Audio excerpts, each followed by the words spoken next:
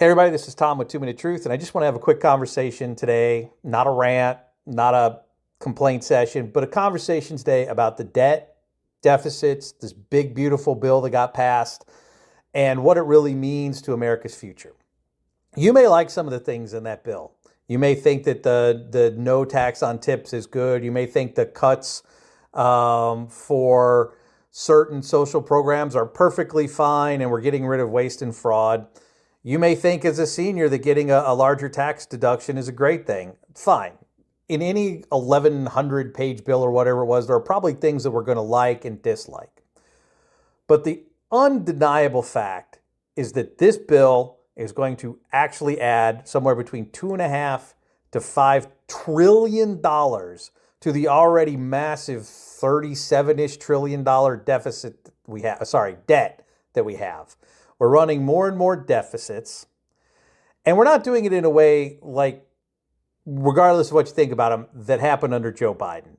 We're not doing it in the Build Back Better Act or the Infrastructure Act or the CHIPS Act, where we were spending money to put money in the pockets of American people, or building bridges and roads and dams and infrastructure projects that benefited the American people, or investing in America's clean energy future, which no matter what you think about electric cars and things like that, if we don't lead this, we're going to lose this. And China's already eating our lunch. So to me, this is just a smart investment into how do we control the future.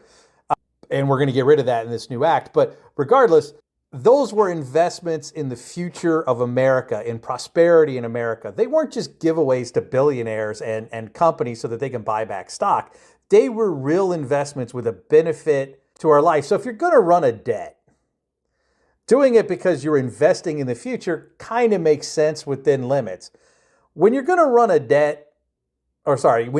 deficit and add to the debt just to give tax breaks to people who really don't need it, because you really don't need to go from 400 billion to 401 billion through tax cuts. That's kind of galling. And it leads to this issue where I don't know how conservative traditional Republicans can stand it. Because you can't scream that we need to cut Medicaid and Meals on Wheels and SNAP benefits for kids and all of that while saying, but it's still cool, we're saving that money, but we're going to add 5 trillion to the deficit. Like, either you're for lowering the debt and raising the right revenue and getting this shit under control, or you're not.